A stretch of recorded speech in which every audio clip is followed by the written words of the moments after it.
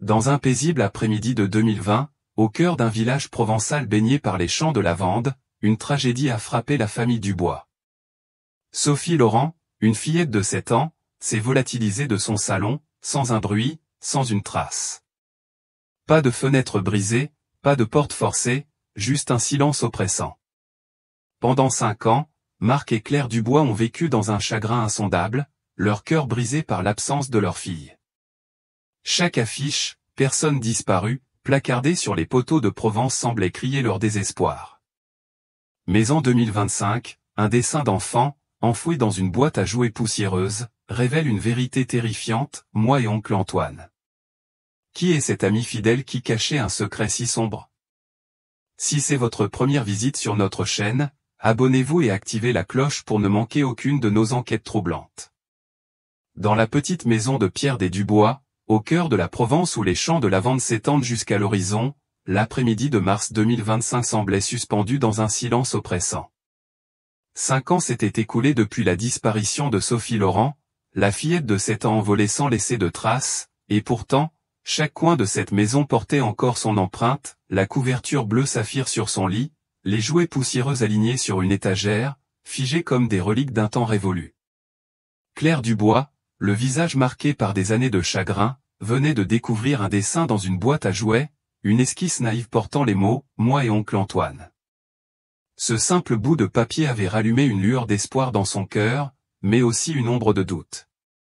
Antoine Morel, l'ami fidèle qui avait partagé leur douleur, organisé des battues, placardé des affiches, personne disparue, à travers le village pouvait-il cacher un secret aussi sombre? Marc, son mari, fixait ce dessin, les mains tremblantes, ses yeux bruns trahissant une lutte intérieure entre méfiance et incrédulité. Ils avaient décidé de contacter Isabelle Roche, la détective qui avait autrefois fouillé chaque recoin de leur vie sans trouver de réponse. Mais avant que la conversation avec Isabelle ne puisse commencer, un événement allait bouleverser leur monde. Alors que le crépuscule peignait le ciel d'un violet profond, le téléphone de Marc vibra sur la table de la cuisine, brisant le silence. L'écran s'alluma, révélant un numéro inconnu. Un message s'afficha, accompagné d'une photo qui fit vaciller son souffle. C'était Sophie. Pas la petite fille de 7 ans qu'il avait vue pour la dernière fois, riant avec son crayon à la main, mais une adolescente de 12 ans, assise à un bureau dans une pièce inconnue, un crayon entre les doigts, ses cheveux bruns tombant sur ses épaules. Ses yeux, toujours les mêmes, ceux de Marc, brillaient d'une lueur pensive, mais son visage portait une gravité nouvelle, comme si les années l'avaient forcé à grandir trop vite. Claire, debout à ses côtés, porta une main à sa bouche, étouffant un sanglot. « Elle est vivante », murmura-t-elle, la voix brisée par l'émotion, un mélange de joie indicible et de terreur grandissante. Avant que Marc ne puisse répondre, le téléphone vibra à nouveau. Un autre message, glacial, précis, vient seul aux vieux entrepôts de la route de Gordes. Pas de police, où Sophie disparaît pour toujours. Le nom d'Antoine n'était pas mentionné, mais l'ombre de son sourire familier planait sur ces mots. Quelques instants plus tard, le téléphone sonna. Marc décrocha, le cœur battant à tout rompre. Une voix douce, hésitante, mais reconnaissable entre mille, résonna, « Papa, c'est toi. » C'était Sophie. Claire s'effondra sur une chaise, les larmes ruisselant sur ses joues, ses mains serrant le bord de la table comme pour s'ancrer à la réalité. La voix de Sophie, bien que plus mûre, portait encore cette innocence qui les hantait dans leurs souvenirs. Mais il y avait autre chose, une nuance de doute, comme si elle craignait que ce lien avec son père ne soit qu'un mirage. « Sophie, ma chérie, c'est moi », répondit Marc, sa voix tremblante d'émotion contenue. « Je suis là. Je n'ai jamais cessé de te chercher. » Un silence suivit, chargé d'une tension presque palpable, puis une autre voix, plus grave, plus froide, coupa la conversation. « C'est assez, Marc. Tu as entendu sa voix. Maintenant, fais ce que je dis. » Le clic de la ligne qui se coupe résonna comme un coup de poignard. Dans l'intimité de leur cuisine, où les effluves d'un ragoût oublié refroidissaient sur le feu, Marc et Claire se regardèrent, leur visage reflétant un tumulte d'émotions. La joie de savoir Sophie vivante était écrasée par la peur de ce qu'Antoine, cet homme qu'ils avaient considéré comme un frère, pouvait lui avoir fait. Des images du passé surgirent dans l'esprit de Marc. Antoine, toujours présent, apportant des jouets à Sophie, partageant des dimanches après-midi à regarder des matchs de foot, sa voix rauque criant son nom dans les collines lors des recherches. Mais maintenant, ses souvenirs prenaient une teinte sinistre. Claire, les yeux rougis, murmura, il lui a menti, Marc. Il lui a fait croire qu'on l'avait abandonné. Une série de flashbacks traversa leur esprit, Antoine, penché vers Sophie, lui chuchotant des mots qu'il n'avait jamais entendus, des mots qui, il le comprenait maintenant, avaient semé le doute dans le cœur de leur fille. Sophie, dans ces moments volés, devait avoir écouté, les yeux grands ouverts, tandis qu'Antoine tissait une toile de mensonges, la convainquant que ses parents l'avaient oublié, qu'ils avaient tourné la page. Marc serra les poings, ses ongles s'enfonçant dans ses paumes. Une question le torturait, devait-il appeler la police, au risque de perdre Sophie à jamais, ou obéir aux ordres d'Antoine pour la protéger? Il pensa à Isabelle Roche, la détective aux yeux perçants qui avait passé des mois à fouiller leur vie sans trouver de piste. Elle méritait de savoir, mais Marc savait aussi qu'un faux pas pouvait coûter la vie à sa fille. Il décrocha son téléphone et composa le numéro d'Isabelle, sa voix basse, presque un chuchotement. « Isabelle, c'est Marc. On a trouvé quelque chose. Sophie est vivante. » Il lui parla du dessin, de la photo, des messages, mais insista, pas un mot à la police pour l'instant. « Je dois y aller seul. » Isabelle, de l'autre côté de la ligne, resta silencieuse un instant, puis répondit avec une gravité professionnelle, « Marc, soyez prudent. Cet homme est plus dangereux que vous ne le pensez. » Alors que la nuit enveloppait la Provence, transformant les champs de lavande en un océan d'ombres mouvantes, Marc se prépara à affronter l'inconnu. Il glissa son téléphone dans sa poche, ses doigts effleurant une vieille photo de Sophie, prise lors d'un pique-nique au bord de la Durance, son sourire éclatant sous le soleil d'été. Claire, immobile, fixait la porte d'entrée, ses mains serrées l'une contre l'autre comme une prière muette. « Ramène-la à la maison, Marc, » murmura-t-elle, sa voix à peine audible. Marc hocha la tête, incapable de promettre quoi que ce soit, mais déterminé à ne pas laisser Antoine voler un jour de plus à leur fille. Dans son esprit, une pensée tournait en boucle, Sophie était vivante, mais à quel prix? Quel mensonge Antoine avait-il gravé dans son cœur? Et surtout, comment un homme qu'ils avaient aimé comme un frère avait-il pu trahir leur confiance si profondément? La route vers l'entrepôt de Gordes s'étendait devant lui, sinueuse et obscure, bordée de cyprès qui semblaient murmurer des avertissements. Chaque kilomètre parcouru renforçait la conviction de Marc, il ne s'agissait plus seulement de retrouver Sophie, mais de défaire les chaînes invisibles qu'Antoine avait forgées autour de son esprit. La vérité, aussi douloureuse soit-elle, devait éclater. Et dans ce jeu mortel de tromperie, Marc savait qu'il n'avait qu'une chance, une seule, pour ramener sa fille à la maison. La nuit enveloppait la Provence d'un voile d'encre, les champs de lavande désormais invisibles sous l'obscurité, comme si le monde entier retenait son souffle. Dans la cuisine des Dubois, où l'écho de la voix de Sophie résonnait encore, « Papa, c'est toi !» Marc et Claire se tenaient face à face, leur cœur battant à l'unisson dans un mélange de terreur et d'espoir. La photo de leur fille, âgée de 12 ans, envoyée par un numéro inconnu, brûlait dans l'esprit de Marc, tout comme les mots menaçants d'Antoine Morel, « Viens seul », où elle disparaît pour toujours. L'idée qu'Antoine, cet ami qu'ils avaient accueilli comme un frère, puisse être le ravisseur de Sophie, était un poignard planté dans leur confiance. Mais le temps des larmes était révolu. Marc savait qu'il devait agir, et vite, avant que l'entrepôt de Gordes ne devienne le tombeau de leurs espoirs. Pourtant, il ne pouvait affronter seul cet homme qui avait manipulé leur fille pendant 5 ans. Il avait besoin d'un allié, quelqu'un capable de défier l'ombre d'Antoine. Dans l'atelier de réparation automobile de Marc, l'odeur d'huile de moteur et de métal flottait, lourde, presque réconfortante.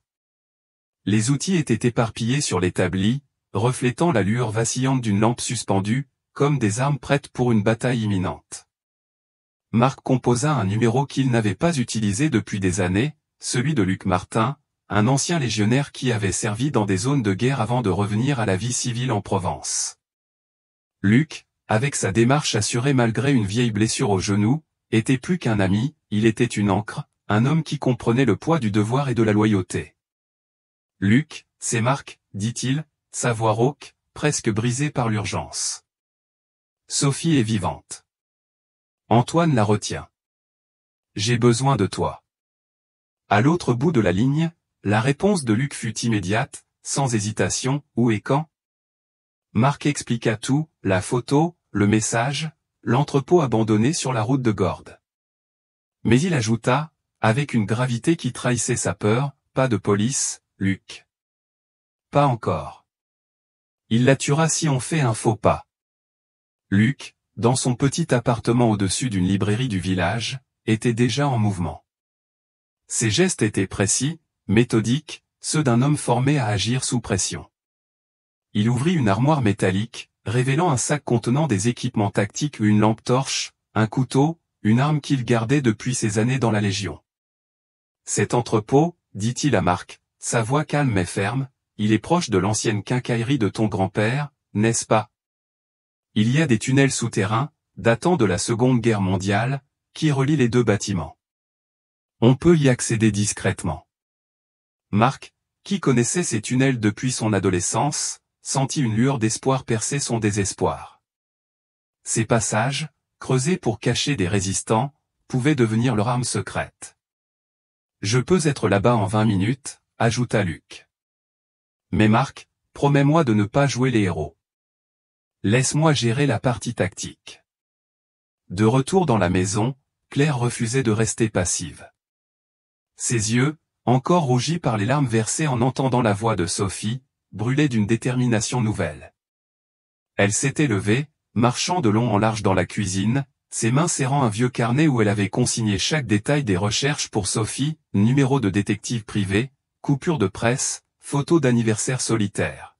« Je viens avec toi, Marc, déclara-t-elle, sa voix tremblante mais résolue. Marc posa une main sur son épaule, son regard implorant. « Claire, si quelque chose m'arrive, Sophie aura besoin de toi. Reste ici, prépare tout ce qu'on a sur elle, les photos, les vidéos, tout ce qui prouve qu'on ne l'a jamais abandonnée. » Claire hocha la tête à contre-cœur, comprenant que son rôle était tout aussi crucial. Elle commença à rassembler des preuves de leur amour indéfectible, une vidéo d'un anniversaire où ils avaient allumé des bougies pour une chaise vide, une photo de la chambre de Sophie, intacte, comme un sanctuaire, et un vieil article de journal local décrivant leur quête incessante. Alors que Claire triait ses souvenirs, chaque image ravivait une douleur aiguë mais aussi une force nouvelle. Elle se souvenait des nuits où elle et Marc avaient parcouru les collines de Provence, criant le nom de Sophie jusqu'à ce que leur voix s'éteigne. Ces documents n'étaient pas seulement des preuves pour convaincre Sophie, ils étaient un testament de leur refus de capituler face au chagrin. Claire glissa une clé USB dans sa poche, contenant une vidéo d'elle-même, prise un an après la disparition, s'adressant à une caméra de télévision locale. « Sophie, si tu nous vois, sache que nous t'aimons et que nous te cherchons toujours. » Ces mots, elle l'espérait, pourraient percer les mensonges qu'Antoine avait tissés dans l'esprit de sa fille. Pendant ce temps, Marc quitta l'atelier, son cœur battant au rythme des secondes qui s'écoulaient. Il monta dans sa vieille Citroën, le moteur grondant alors qu'il prenait la direction de Gordes. La route, bordée de cyprès noirs contre le ciel étoilé, semblait le conduire vers un destin incertain. Dans son esprit, il revoyait Sophie, sa petite fille riant sur une balançoire, ses cheveux dansant dans le vent d'été. Mais il voyait aussi Antoine, cet homme qu'il avait considéré comme un frère, dont le sourire cachait une trahison inimaginable. Luc, de son côté, s'enfonçait dans les tunnels sous la quincaillerie, l'odeur de terre humide et de pierre ancienne emplissant ses poumons. Chaque pas le rapprochait de l'entrepôt, mais aussi du danger. Il savait qu'Antoine, quel que soit son motif, ne lâcherait pas Sophie facilement. Un homme capable de voler une enfant pendant 5 ans était prêt à tout. Alors que la lune éclairait faiblement les collines provençales, Marc et Claire, chacun à leur manière, se préparaient pour la bataille la plus importante de leur vie. Marc, avec Luc à ses côtés, allait défier un monstre déguisé en ami. Claire, armée de souvenirs et de vérité, se tenait prête à ramener Sophie dans la lumière. La justice, ils le savaient, ne viendrait pas sans risque, mais ils étaient prêts à tout donner pour leur fille. L'entrepôt de Gordes, sombre et silencieux, attendait, comme un théâtre où se jouerait le prochain acte de leur tragédie. La route de Gordes s'étirait dans l'obscurité, serpentant à travers les collines provençales où les cyprès se dressaient comme des sentinelles silencieuses. Marc Dubois, au volant de sa vieille Citroën, sentait son cœur battre à l'unisson avec le grondement du moteur. Chaque kilomètre le rapprochait de l'entrepôt abandonné, un lieu où, 5 ans plus tôt, personne n'aurait imaginé que se jouerait le destin de sa fille, Sophie. La voix de Sophie, entendue quelques heures auparavant, « Papa, c'est toi », résonnait encore dans son esprit, un mélange d'espoir fragile et de terreur brute. Antoine Morel, l'ami qu'il avait autrefois considéré comme un frère, avait tissé une toile de mensonges autour de sa fille, la convainquant que ses parents l'avaient abandonnée. Mais Marc savait qu'il marchait vers un piège. Pourtant, il n'avait pas le choix. Dans les tunnels souterrains, Luc Martin avançait, ombre parmi les ombres, prêt à frapper. Et à la maison, Claire, les mains tremblantes, rassemblait les preuves de leur amour indéfectible, ignorant qu'elle aussi serait bientôt entraînée dans ce jeu mortel. L'entrepôt se dressait à l'horizon, une silhouette massive et délabrée, ses murs de pierre érodés par des décennies d'abandon. À l'intérieur, l'air était lourd, saturé d'une odeur de poussière et d'huile rance. Les rares rayons de lune qui perçaient les fenêtres brisées dansaient sur le sol de béton, projetant des ombres mouvantes. Marc poussa la porte rouillée, le grincement résonnant comme un cri dans le silence. Au centre de l'entrepôt, sous la lueur vacillante d'une lampe torche posée sur une caisse, se tenait Antoine Morel. Son visage, jadis familier, portait désormais une froideur calculatrice, ses yeux brillant d'une lueur presque fanatique. À ses pieds, Sophie, âgée de 12 ans, était assise sur une caisse en bois, ses mains serrées sur ses genoux, ses cheveux bruns tombant en mèches désordonnées. Ses yeux, ceux de Marc, étaient emplis de confusion, mais une étincelle fugitive trahissait un souvenir de son passé, de l'amour de ses parents. Marc leva les mains, paumes ouvertes, son souffle court. « Antoine, je suis là. Laisse-la partir. » Antoine esquissa un sourire, un rictus qui n'avait rien de l'amabilité qu'il affichait autrefois lors des dimanches passés ensemble à regarder des matchs ou à jouer avec Sophie. Dans sa main droite, un pistolet noir luisait sous la lumière, son canon pointé avec une précision désinvolte. « Tu es venu seul, Marc. Bien. Mais ne t'attends pas à une réunion de famille chaleureuse. » Sa voix était calme, presque paternelle, mais chaque mot suintait une menace voilée. Il se tourna légèrement vers Sophie, qui fixait le sol, évitant le regard de son père. « Sophie, dis à ton papa ce que je t'ai appris. Dis-lui ce que tes parents ont fait après ta disparition. » Sophie releva la tête, ses lèvres tremblantes. « Tu as arrêté de me chercher, » murmura-t-elle, sa voix hésitante, comme si elle récitait une leçon apprise par cœur. « Oncle Antoine m'a montré les journaux. Il disait que la police avait abandonné, que vous aviez tourné la page. » Marc sentit son cœur se serrer, un mélange de rage et de douleur l'envahissant. « Ce n'est pas vrai, Sophie, » dit-il doucement, luttant pour garder son calme. « Nous n'avons jamais cessé de te chercher. Jamais. » Antoine éclata d'un rire sec, un son qui ricocha contre les murs de l'entrepôt comme une balle. « Oh, Marc, toujours aussi naïf. Sophie, c'est la vérité. Je l'ai sauvée d'une famille qui se déchirait, d'un père trop occupé par son garage et d'une mère qui cachait des papiers de divorce dans un tiroir. » Il sortit un vieux journal plié de sa poche, brandissant un titre fabriqué, « Recherche abandonnée pour Sophie Laurent ». Marc reconnut immédiatement la supercherie et les caractères mal alignés, l'encre trop fraîche pour un article de 5 ans. Mais pour Sophie, ces mots étaient une vérité qu'Antoine avait gravée dans son esprit pendant des années.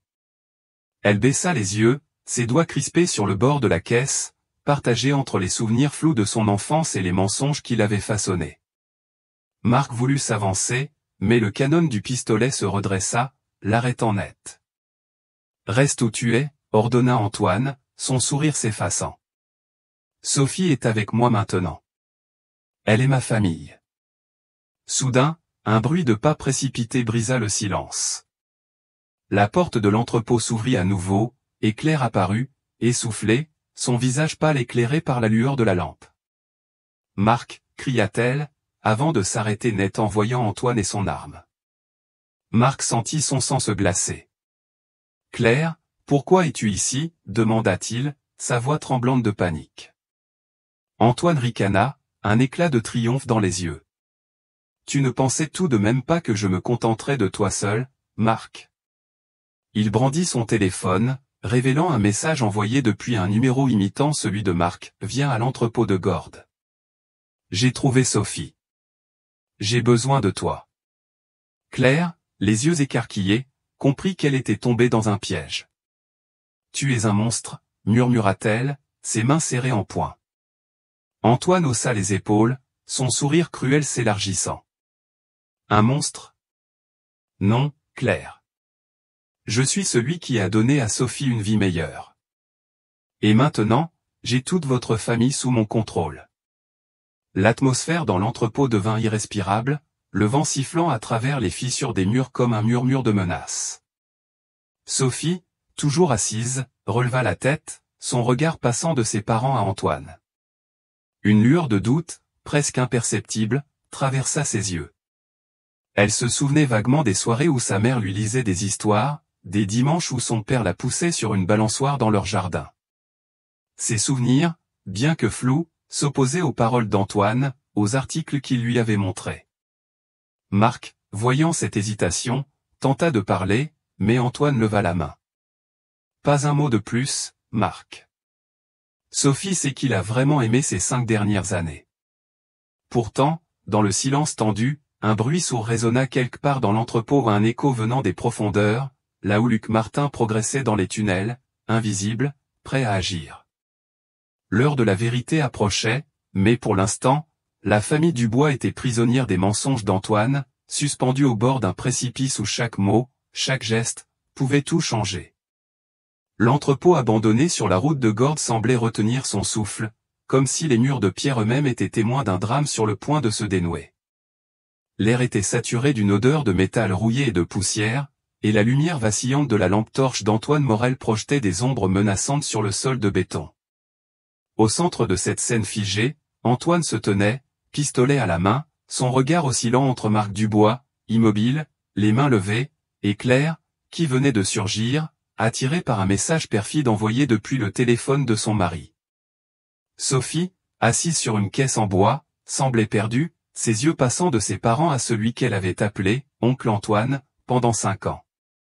Les mots d'Antoine, ses mensonges soigneusement tissés pour la convaincre que ses parents l'avaient abandonnée, pesaient encore lourd dans son esprit. Mais une lueur de doute, fragile comme une flamme dans le vent, vacillait dans son regard. Marc, le cœur serré, cherchait à capter les yeux de sa fille, tandis que Claire, malgré la peur qui lui nouait l'estomac, sentait une détermination farouche prendre le dessus. Sous l'entrepôt, dans l'obscurité des tunnels datant de la Résistance, Luc Martin avançait, ses pas étouffés par la terre humide, prêt à transformer ce piège en un moment de justice. Claire, ignorant le canon du pistolet d'Antoine, fit un pas vers Sophie. Ses mouvements étaient lents, presque sacrés, comme si chaque geste pouvait briser ou sauver sa fille. « Sophie, ma chérie » murmura-t-elle, sa voix tremblante mais empreinte d'une tendresse infinie. Elle s'agenouilla devant la caisse, ses yeux cherchant ceux de Sophie, qui semblait prisonnier d'un brouillard de confusion.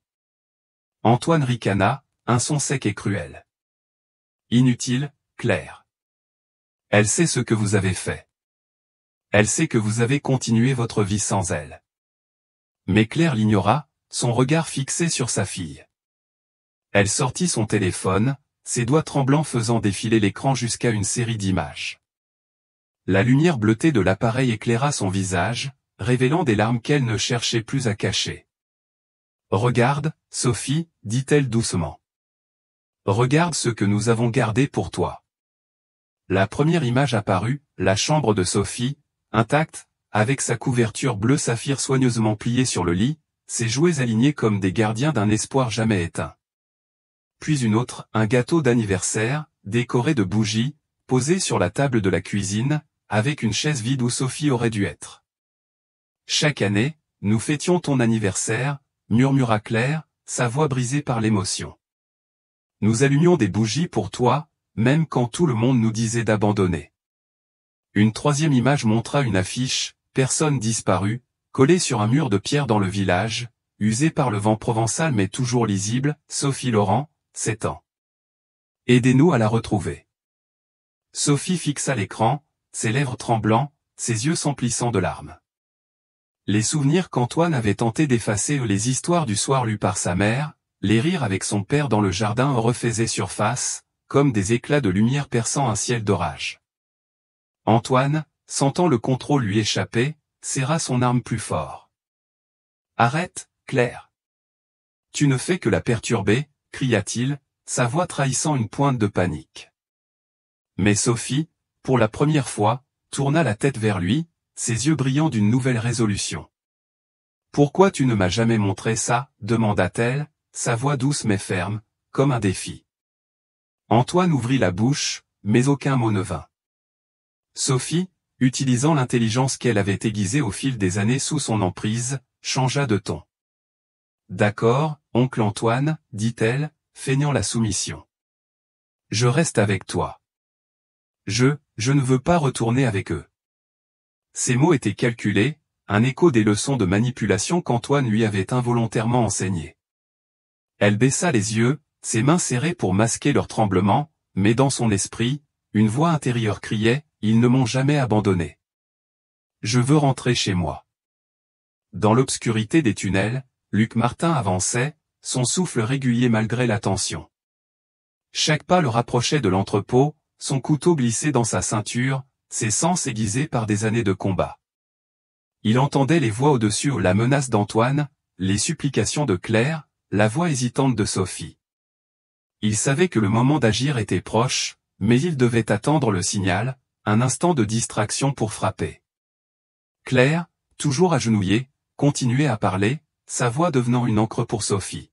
« Tu te souviens, ma chérie, quand nous faisions des couronnes de lavande ensemble ?» demanda-t-elle, un sourire fragile sur les lèvres.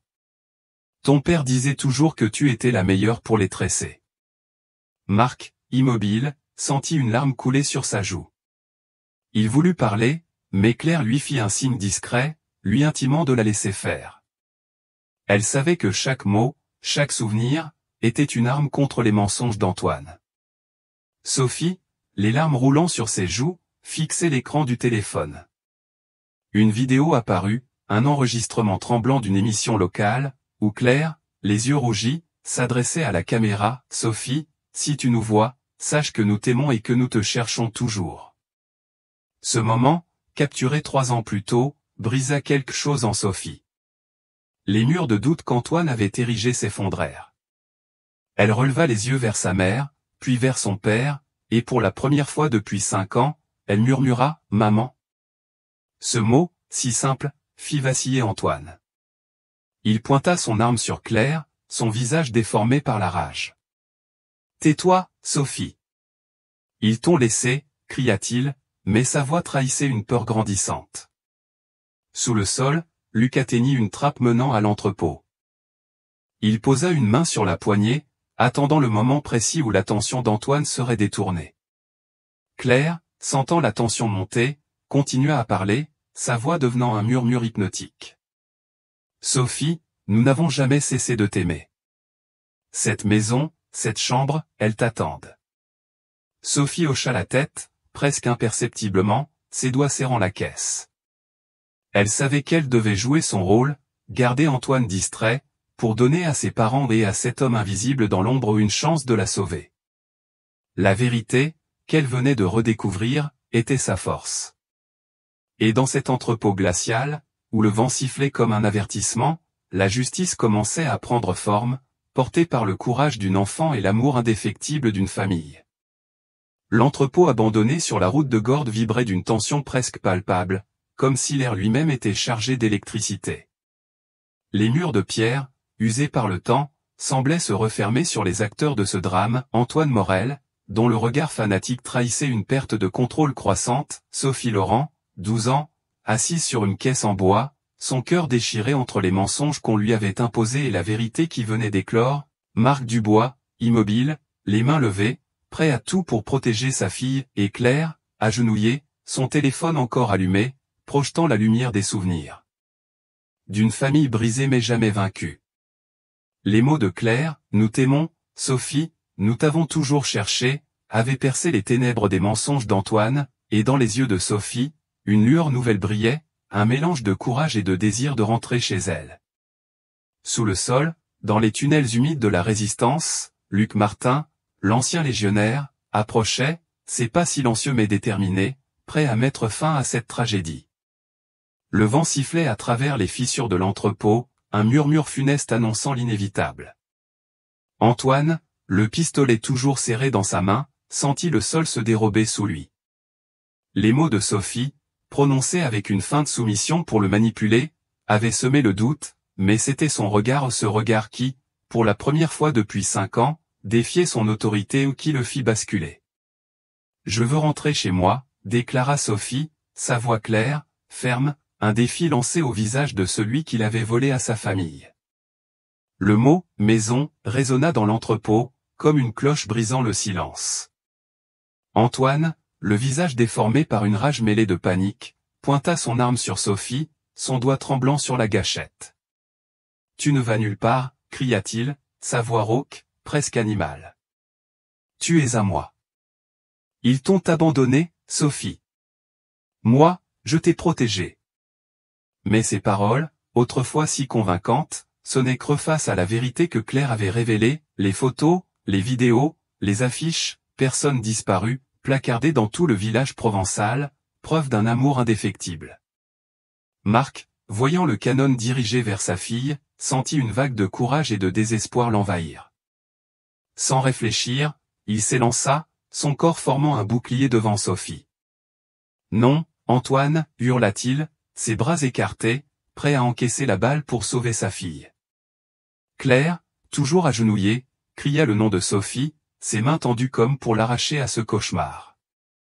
Antoine, pris de court par ce geste, vacilla, son arme oscillant entre Marc et Sophie.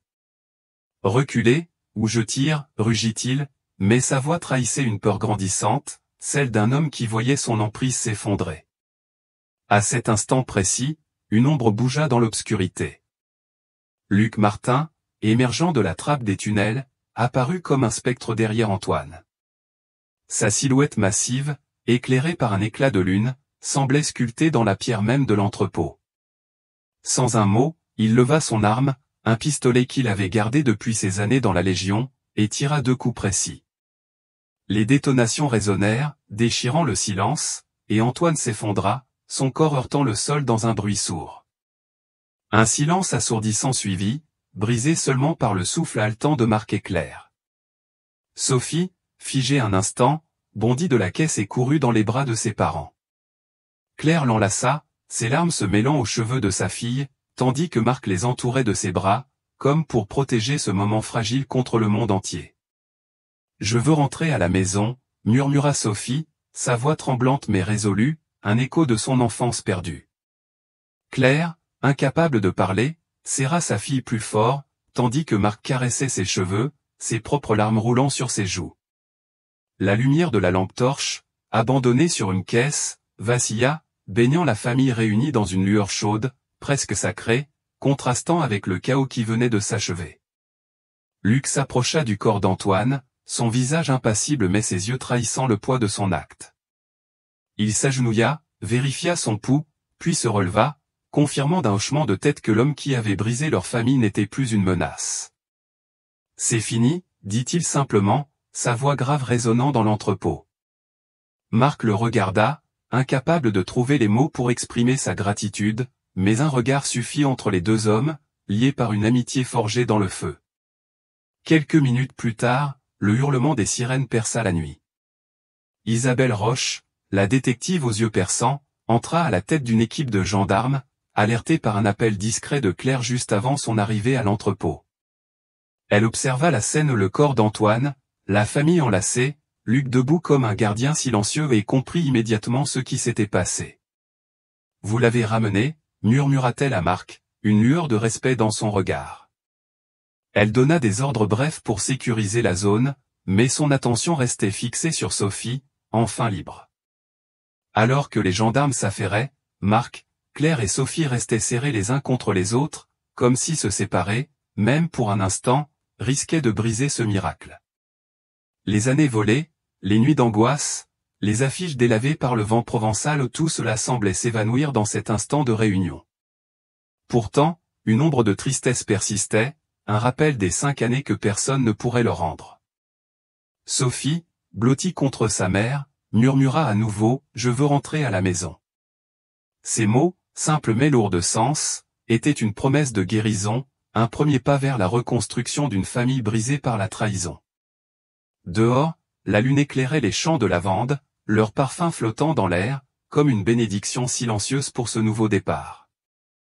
La nuit provençale, encore frémissante du drame qui venait de se jouer dans l'entrepôt abandonné de Gordes, s'effaçait lentement sous les premières lueurs de l'aube.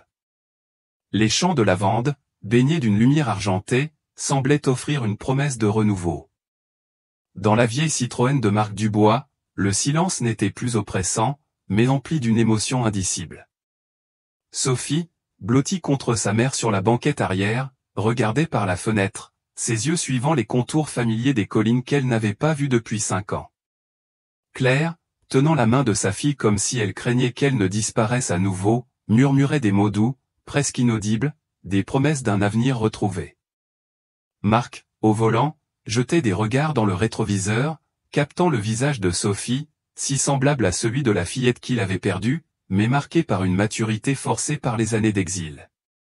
L'entrepôt, où Antoine Morel avait payé le prix de sa trahison, s'éloignait derrière eux, tout comme les mensonges qui avaient volé leur fille. Mais si la justice avait triomphé cette nuit-là, le véritable voyage, celui de la guérison, ne faisait que commencer. Et si vous êtes toujours avec nous à ce stade, laissez un « ici » ou dites simplement « toujours là » dans les commentaires, nous les lisons tous. Lorsqu'ils franchirent le seuil de leur maison de pierre, nichée au cœur du village provençal, l'odeur familière du bois ciré et des herbes séchées les enveloppa comme une étreinte. La cuisine, où tant de nuits avaient été hantées par le silence, s'illumina sous la lumière chaude d'une lampe suspendue. Marc, Claire et Sophie s'arrêtèrent au centre de la pièce, leurs bras entrelacés, comme s'ils craignaient que ce moment ne soit qu'un rêve.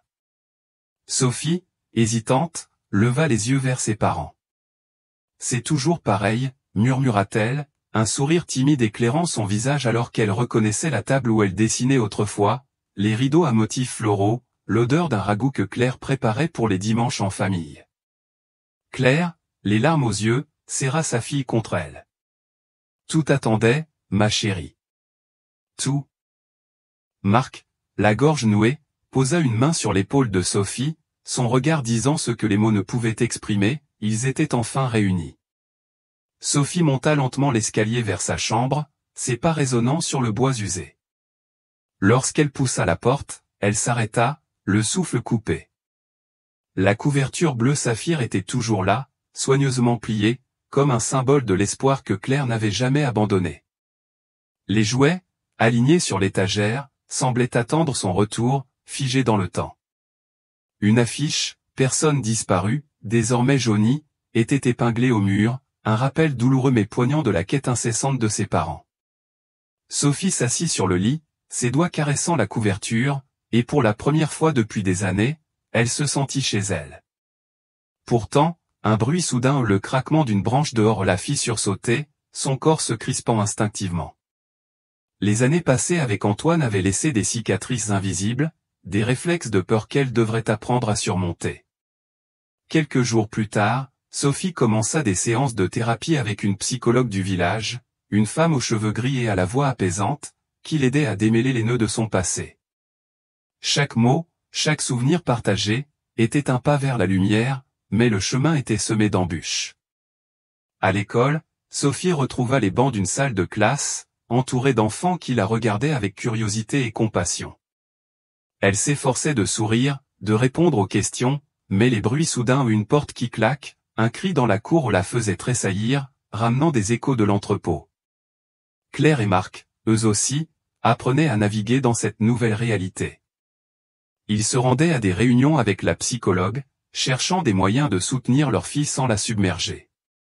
Claire, qui s'était longtemps blâmée pour la disparition de Sophie, commença à se pardonner, ses nuits moins hantées par la culpabilité. Marc, dont les mains calleuses portaient les marques de son travail acharné au garage pour oublier son chagrin, retrouva une douceur dans ses gestes, caressant les cheveux de Sophie lorsqu'elle s'endormait sur le canapé. Un après-midi, alors que le soleil dardait ses rayons sur les champs de lavande, Isabelle Roche frappa à la porte des Dubois. La détective, toujours aussi professionnelle, mais avec une chaleur nouvelle dans son regard, apportait des nouvelles. Les documents trouvés dans les affaires d'Antoine ou des carnets, des photos, des échanges électroniques avaient révélé qu'il était lié à un réseau criminel opérant dans plusieurs régions de France.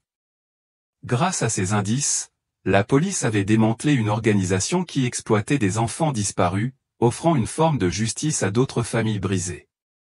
Ce que vous avez fait, en affrontant Antoine, a sauvé plus que Sophie, dit Isabelle, sa voix empreinte de respect. Vous avez donné une voix à ceux qui n'en avaient plus. Marc et Claire échangèrent un regard, leurs mains se serrant sous la table. Cette nouvelle, bien que lourde, leur apporta un sentiment de rédemption, leur douleur, leur combat, avait un sens au-delà de leur propre famille. Dans la cuisine, où les effluves d'un plat de ratatouille embaumaient l'air, Sophie commença à dessiner à nouveau, ses crayons glissant sur le papier avec une aisance qu'elle croyait perdue. Ses dessins, autrefois marqués par la solitude imposée par Antoine, s'emplissaient de couleurs vives, des champs de lavande, une maison de pierre, 3 silhouettes se tenant par la main. Claire, en posant une assiette devant elle, sourit, un sourire qui portait la promesse d'un avenir meilleur. Marc, rentrant du garage, s'arrêta sur le seuil, regardant sa femme et sa fille avec une gratitude silencieuse. Les blessures étaient encore là, invisibles mais réelles, mais dans cette maison, sous la lumière dorée du soleil provençal, la famille Dubois commençait à se reconstruire, pas à pas, jour après jour. 6 mois s'étaient écoulés depuis cette nuit fatidique dans l'entrepôt de Gordes, où les ombres du passé avaient été chassées par la lumière de la Réunion. La maison de pierre des Dubois, nichée au cœur des collines provençales, semblait avoir retrouvé son âme. Les champs de lavande, éclatant sous le soleil de septembre, exhalaient un parfum qui flottait dans l'air, comme une promesse de renouveau.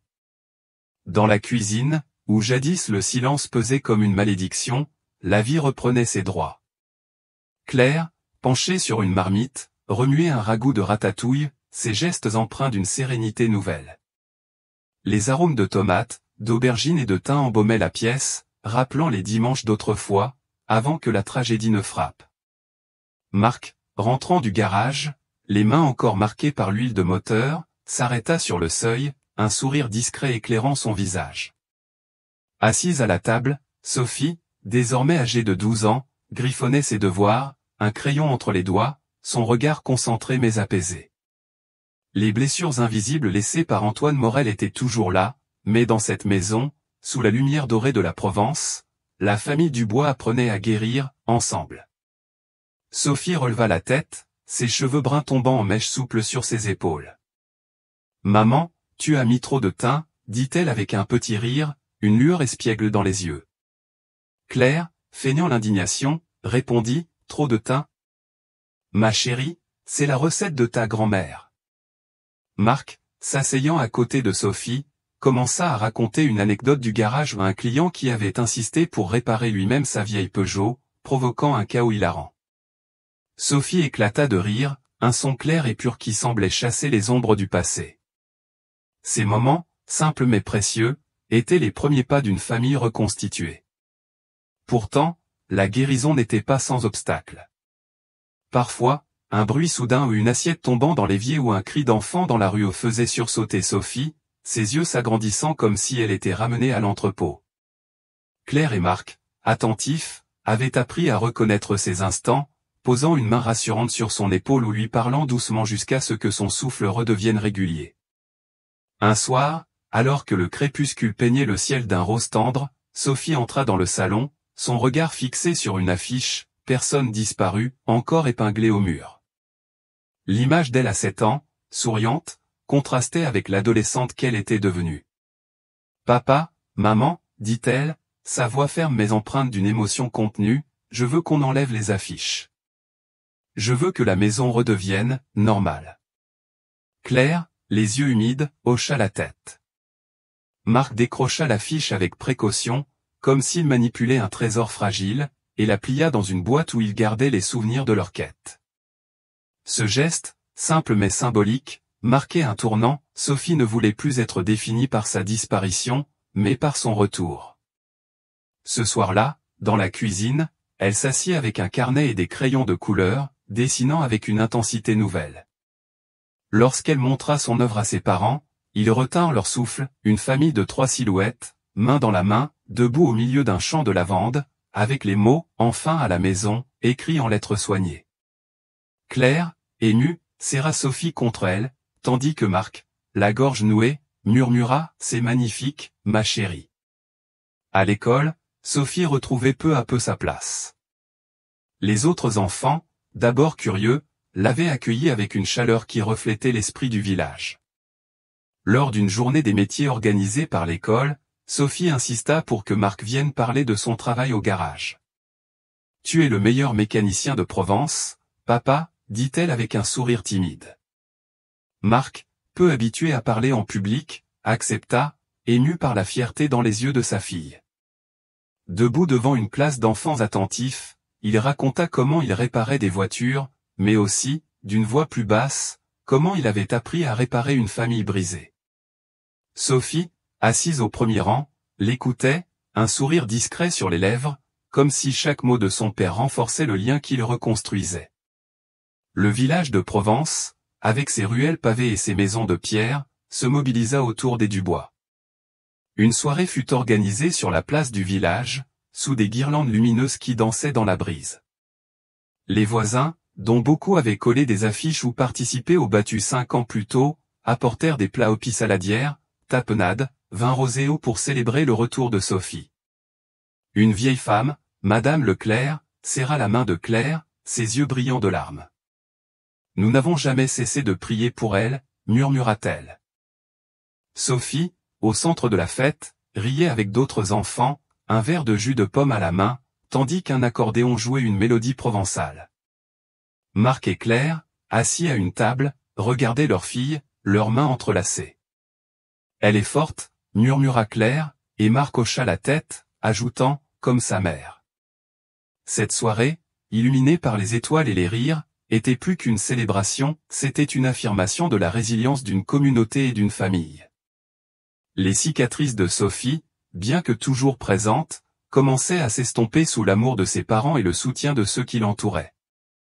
Chaque sourire, chaque mot échangé, était une brique de plus dans la reconstruction de leur vie. La maison des Dubois, autrefois un sanctuaire de chagrin, était redevenue un foyer, un lieu où les parfums de lavande et de ratatouille se mêlaient à l'espoir d'un avenir meilleur. Sous le ciel flamboyant de la Provence, où les champs de lavande s'étendent comme une mer violette, la maison des Dubois semblait enfin respirer à nouveau. 6 mois après la nuit tragique dans l'entrepôt de Gordes, où la vérité avait triomphé des mensonges d'Antoine Morel, Sophie Laurent courait librement, ses rires résonnant dans l'air doux du crépuscule. Sur le mur de la cuisine, un dessin encadré capturait l'essence de leur victoire, 3 silhouettes, main dans la main, au milieu d'un champ de lavande, avec les mots « Enfin à la maison » inscrits en lettres soignées. Ce dessin, œuvre de Sophie, était plus qu'un souvenir, c'était une promesse de guérison, un témoignage de la force d'une famille réunie par l'amour et la justice. À la table dehors, sous un ciel peint de rose et d'or, Marc, Claire et Sophie partageaient un dîner simple du pain, de la tapenade, un verre de rosé pour les parents, leurs visages éclairés par la lumière douce du soleil couchant. Chaque sourire, chaque regard échangé, portait la marque d'un lien reconstruit, d'un foyer retrouvé. Dans l'ombre de la tromperie, l'amour familial et la quête de justice avaient ramené Sophie chez elle. Mais cette histoire n'est pas seulement celle des Dubois. Elle nous interroge tous, que ferions-nous pour protéger ceux que nous aimons? Si cette enquête vous a touché, partagez-la sur les réseaux sociaux pour sensibiliser à la cause des enfants disparus. Soutenez des associations comme Enfance et Partage, qui œuvrent pour rendre espoir aux familles brisées. Si vous découvrez notre chaîne, abonnez-vous et activez la cloche pour ne manquer aucune de nos histoires, où la vérité finit toujours par briller, même dans l'obscurité. Si vous pensez que ces histoires méritent de l'attention, pas de la pitié, de la sensibilisation, pas de l'exploitation, alors aidez-nous à les raconter avec dignité.